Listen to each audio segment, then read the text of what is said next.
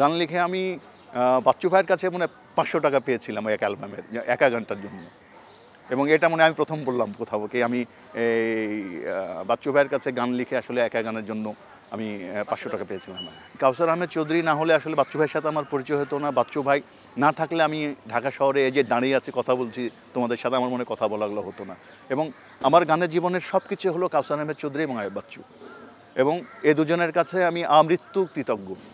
এই দুজন মানুষ ছাড়া আমি আসলে আজকে যে স্বপ্ন দেখার সাহসগুলো পাই আমি তাদের কাছ থেকে পেয়েছি। আমার কাছে আসলে বিস্ময়বোধ, প্রচুর বিস্ময়বোধ ছিল, কিন্তু বিস্ময়বোধগুলো আমাকে আসলে আমি ওই সময় থেকে চেপে রাখতে শিখেছি। আমি দেখলাম কি যে জেমস ভাই বসে আছে, একদিকে বাচ্চু ভাই বসে আছে, সাফিন ভাই বসে আছে।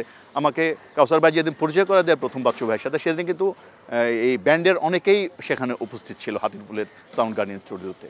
আমি তখন ক্লাস 10-এ পড়তাম। তখন কাউসার আহমেদ চৌধুরী আমার গুরু, বাংলাদেশের বিখ্যাত গীতিকার এবং জ্যোতিষ। আমি তাকে গুরু হিসেবে মানি এবং মৃত্যুর আগ পর্যন্ত তাকে গুরু। তিনি আমাকে আসলে আয়ুব বাচ্চুর সাথে পরিচয় করিয়ে দিয়েছিলেন।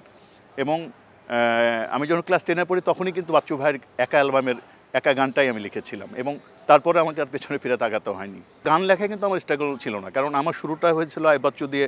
তারপরে এর অ্যালবামে আমি কাজ করেছি প্রিন্স মাহমুদের খুবই বিখ্যাত একটা অ্যালবাম, সেটা হলো এখনও দু চোখে বন্যা। এই অ্যালবামে অফস্কিউর এবং ফিডব্যাকের দুইটা গান আমার লেখা ছিল। একটা ছিল দিঘির জলে, যেটা ফিডব্যাক করেছিল, এবং জীবনের প্রথম প্রেমের স্মৃতি কখনো ভোলা যায় না, এই গানটা করেছিল অফস্কিউরের টিপু ভাই। গান লিখে কিন্তু এখনও আমাদের দেশে সারভাইভ করা যায় না। আমার মনে হয় গান লেখার পাশাপাশি একজন গীতিকারকে অন্য কিছু করতে হয়, না হলে আমাদের মনে হয় বাংলাদেশের মতো জায়গায় গান লিখে সারভাইভ করা সম্ভব না। আমার যেটা মনে হয় কি, যেটা পেছনের মানুষ যদি তারকা হয়ে না ওঠে আমাদের দেশে, আমার মনে হয় সারভাইভ করা যায় না।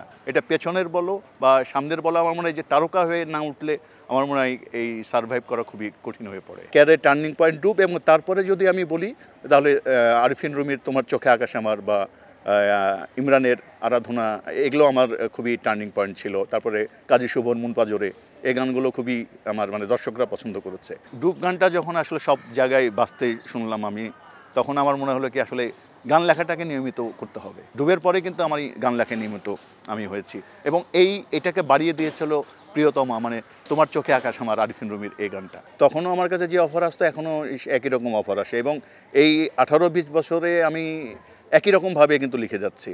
আমি কখনো খুবই উপরে উঠে যাইনি এবং খুব নিচে নেমে যাইনি, একটা মাঝারি পর্যায়ে আমি সবসময় থাকার। আমি এটাই চেয়েছি কি আমি সবসময় যেন গুরুত্বপূর্ণ থাকি মানে গান লেখায়, এবং সেটাই হচ্ছে।